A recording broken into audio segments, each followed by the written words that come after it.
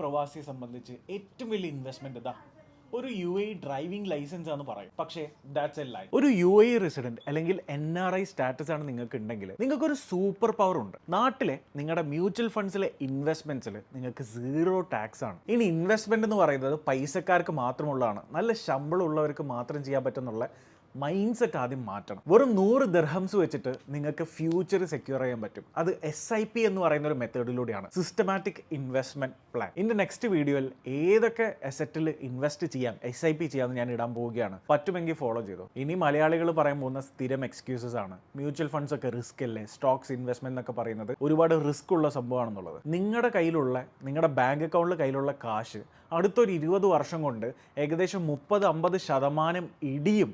അതിന്റെ വാല്യൂ എന്ന് പറഞ്ഞാൽ നിങ്ങൾക്ക് അത് റിസ്ക് ആയിട്ട് ഫീൽ ചെയ്യുന്നില്ലേ? ആകെ 10,000 രൂപ സേവിങ്സ് ആണ് നിങ്ങളുടെ ബാങ്ക് അക്കൗണ്ടിൽ ഉണ്ടെങ്കിൽ അത് വെറും 500-800 രൂപയിലേക്ക് നെക്സ്റ്റ് 20 ഇയേഴ്സ് കൊണ്ട് ഇടിയാൻ പോവുകയാണ്. അപ്പോൾ അതാണോ റിസ്ക്? അല്ലെങ്കിൽ ഫൈനാൻഷ്യലി ഗ്രോ ആവുന്ന ഒരു അസറ്റിൽ എല്ലാ മാസവും നമുക്ക് പറ്റുന്ന ചെറിയ എമൗണ്ട് ഇൻവെസ്റ്റ് ചെയ്യുന്നതാണോ നിങ്ങൾക്ക് കൂടുതൽ റിസ്ക് ആയിട്ട് ഫീൽ ചെയ്യുന്നത്?